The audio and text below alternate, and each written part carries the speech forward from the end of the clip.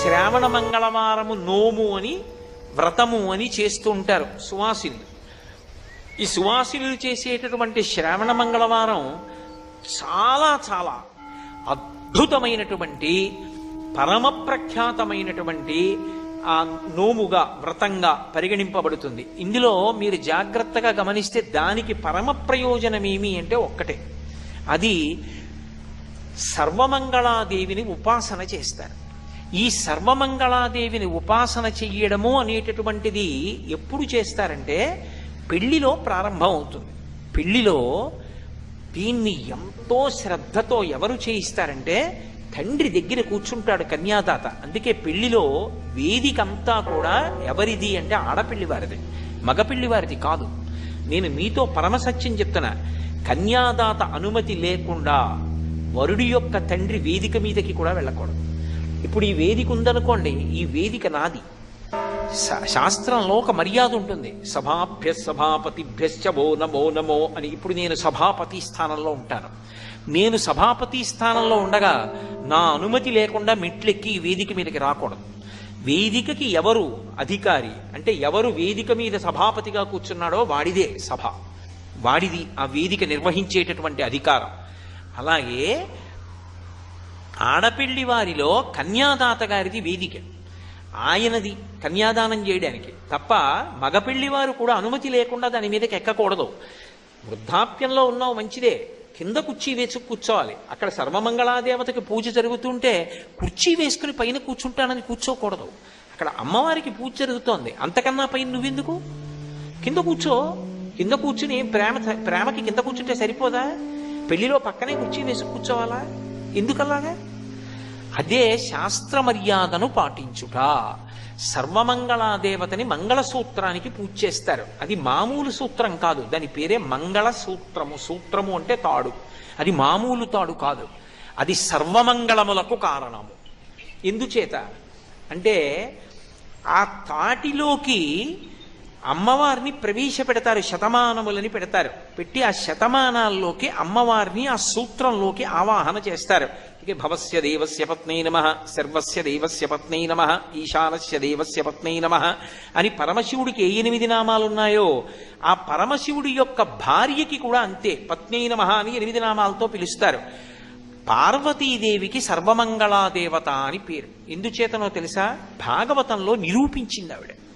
పోతన గారు అద్భుతాన్ని ఆవిష్కరించారు. పరమశివుడు హాలాహల భక్షణం చేయడానికి బయలుదేరాడు. దేవతలందరూ భయపడిపోయారు. ఆ హాలాహలం దగ్గరికి వెడితే కాల్చేస్తుంది.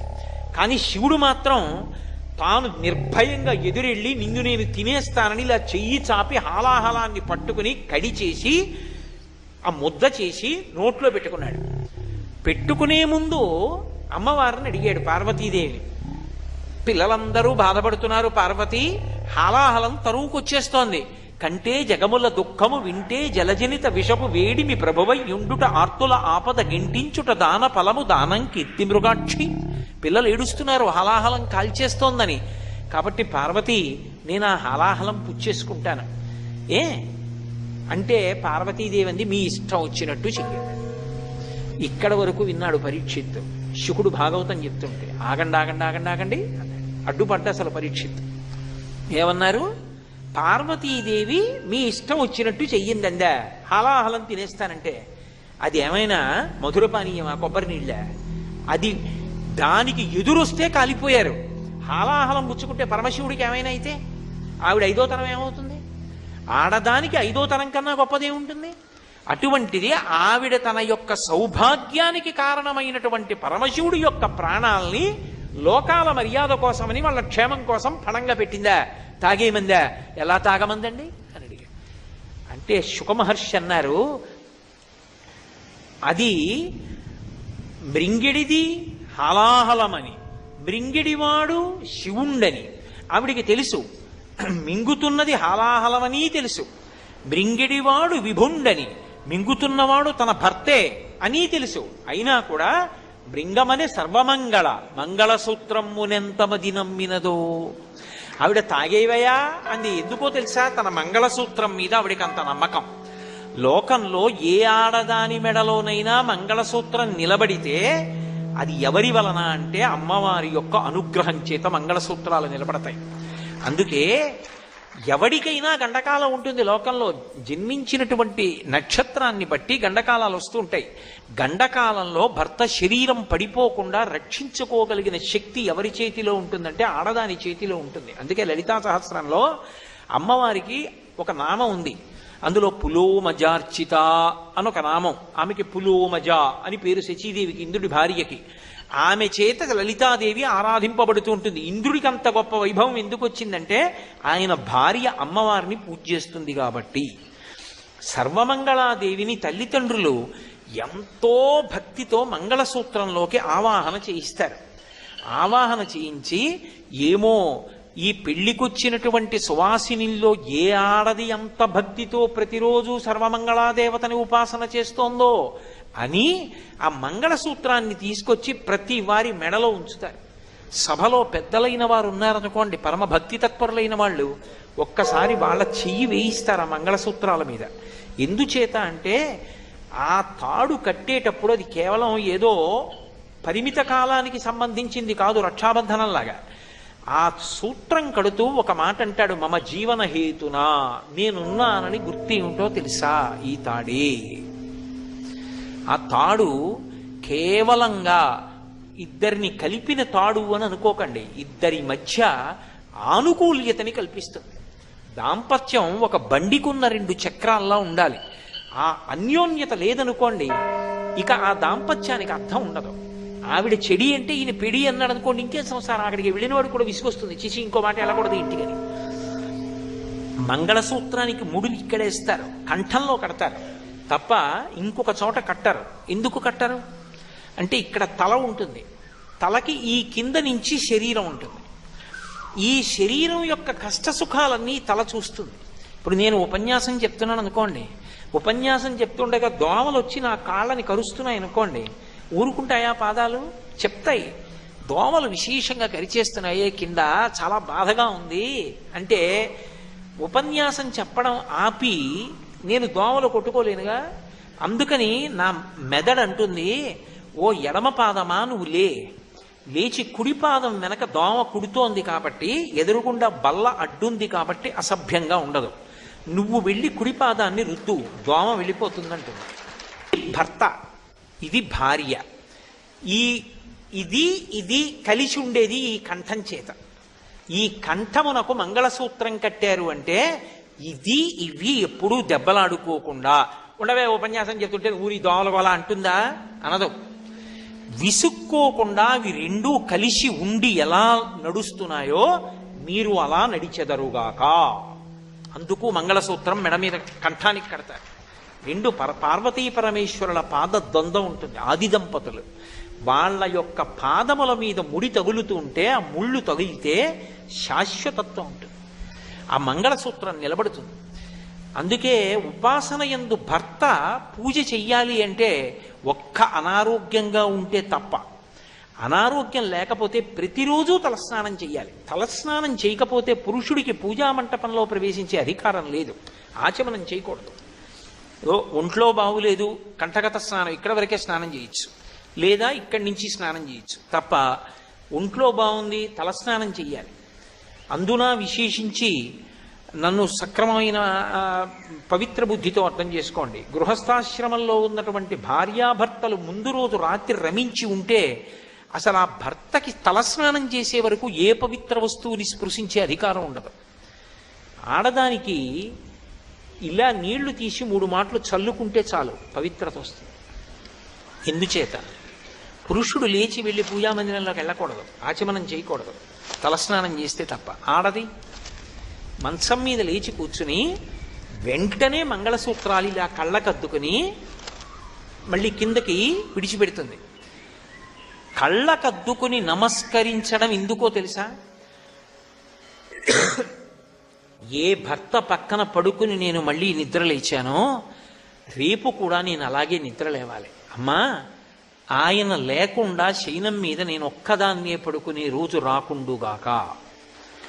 నేను బ్రతికున్నంతకాలం అలాగే పడుకోవాలి, నేను ఆయన ఒడిలో వెళ్ళిపోవాలి. ఈ ఐదోతనాన్ని మాత్రం అమ్మ నువ్వు తప్ప కాపాడేవాళ్ళు లేరు, నువ్వే రక్షించమని మంగళసూత్రాన్ని కళ్ళకద్దుకుంటుంది. అందుకే సువాసిని సువాసిన్యర్చన ప్రీత, ఐదోతనం ఉన్న వాళ్ళు ఇంత కుంకం ఇస్తే ఆవిడ పొంగిపోతుంది. అటువంటి సర్వమంగళాదేవతని ప్రతి ఏటా కూడా శ్రావణ మాసంలో వచ్చేటటువంటి మంగళవారాలలో శ్రావణ మంగళవారములుగా ఆ తిథిని నిర్ణయం చేసి సర్వమంగళాదేవతని ఉపాసన చేస్తారు. అంటే అమ్మవారు ఎప్పుడూ ఆవాహన అయ్యేది కలశలోకి ఆవాహన అవుతుంది. అథవా గౌరీదేవి ప్రతిమ ఇంట్లో లేని ఏ ఇల్లు ఉండదు. కాబట్టి కనీసంలో కనీసం ఆ రోజు అమ్మవారి నామాలతో అమ్మవారికి పూజ చేసి ఆవిడికి నైవేద్యం పెట్టి వ్రతకల్పంలో ఏ కథ చెప్పబడిందో ఆ కథని భక్తి శ్రద్ధలతో విని తల మీద అక్షతలు ధరిస్తారు. అటువంటి సర్వమంగళాదేవతని ఉపాసన చేస్తే ఏమవుతుంది అంటే ఆడది తన భర్త యొక్క జీవితాన్ని కాపాడుకుంటుంది. అలా పార్వతీదేవి అంతటిది కాపాడుకుంది. అందుకే లలితా సహస్రనామ స్తోత్రంలో అమ్మవారికి ఒక నామం ఉంది. ఆవిడ తపనోడుపమండల, ఆవిడ యొక్క చెవులకు పెట్టుకునేటటువంటి ఆభరణములు ఏవి అంటే సూర్యచంద్రులు. సూర్యచంద్రులు ఆవిడ చెవులకు ఆభరణములైతే ఇక సూర్యచంద్రుల గతిలో కాలంలో శివుడు ఎందుకు పడిపోతాడు? అంటే పతివ్రత యొక్క ఉపాసన చేత భర్త యొక్క జీవిత కాలము నిలబడుతుంది, గండకాలము తొలగిపోతుంది. అంత గొప్పది సర్వమంగళాదేవత యొక్క ఉపాసన. అటువంటి ఉపాసన చెయ్యడానికి యోగ్యమైన కాలము, తన యందు లక్ష్మీత్వము నిలబడడానికి యోగ్యమైన కాలము శ్రావణ మాసంలో వచ్చే మంగళవారాలు. మంగళవారం చాలా విశేషం. ఎందుచేతనంటే ప్రారంభంలో కుజహోర ఉంటుంది. ఆ మంగళవారం చేసినటువంటి ఉపాసన చేత సుబ్రహ్మణ్యుడికి ప్రీతి, స్వామి హనుమకు ప్రీతి. పైగా అది శ్రావణ మంగళవారం అయితే భర్తకి రక్షా కవచం కడుతుంది సర్వమంగళ ఉపాసన చేత. అంత గొప్ప స్థితిని అమ్మవారు అనుగ్రహిస్తుంది. ఎందుచేత అంటే పూజనీయత అని ఒక మాట ఉంటుంది. ఒక ఆడదాని గౌరవం అంతా దేని మీద ఆధారపడుతుంది అంటే, నేను ఏదో కాలక్షేపం కోసమని చెప్పి ఎలా పడితే అలా మాట్లాడడం నాకు అలవాట్లేదు. వేదాన్ని ఆధారం చేసుకుని ఋషులు చెప్పిన పవిత్రమైన విషయాలు చెప్పగలను తప్ప నేను ఏదో అర్థం లేని వాదనలు వాదాలు అన్న పేర్లు పెట్టి మాట్లాడడం నాకు అలవాట్లేదు. నేను పరమసత్యం మీతో మాట్లాడుతున్నాను. ఒక స్త్రీ పరమ గౌరవం దేని మీద ఆధారపడుతుంది, జీవితంలో తృప్తి దేని మీద ఆధారపడుతుంది అంటే భర్త మీద ఆధారపడి ఉంటుంది. ఇది కాదు అనలేని సత్యం. ఎందుచేత అంటే సీతమ్మ తల్లి రామాయణంలో ఓ మాట అంటుంది, నా తంత్రి వాజ్యతే వీణ నా చక్రో వర్తతే రథః నాపతి సుఖమేదేత యస్యాదపి శతాత్మజ అంటుంది. ఒక వీణ తీగలు మోగుతాయి, గోటి చేత పెనగి పెనగి మోగుతాయి. వీణ తీగలు మోగుతున్నాయి అనరు, వీణ మోగుతోందంటారు. రథచక్రాలు గాజు పెంకుల మీద రాళ్ల మీద వెడతాయి, రథచక్రాలు వెడుతున్నాయి అనరు, రథం వెడుతోందంటారు. భర్త కష్టపడి సంపాదిస్తాడు, భర్త మహాపండితుడై కీర్తి గణిస్తాడు, ఆమెకి కూడా ఆయనతో పాటు సమానమైనటువంటి గౌరవం లభిస్తుంది.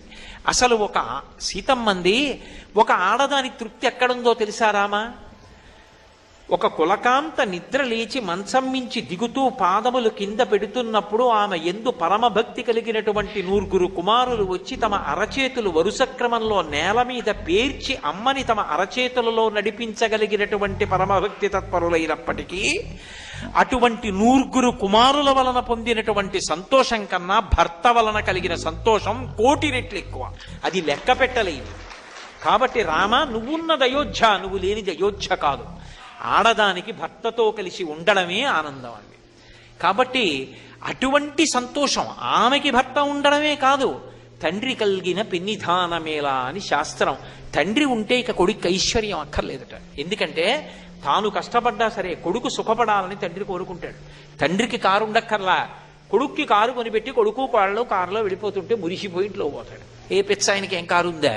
ఎందుకు ఆ సంతోషం అంటే తండ్రి కొడుకుని చూసుకుని మురిసిపోతాడు తప్ప తాను మురిసిపోవాలి, తాను సుఖించాలని కోరుకోడు.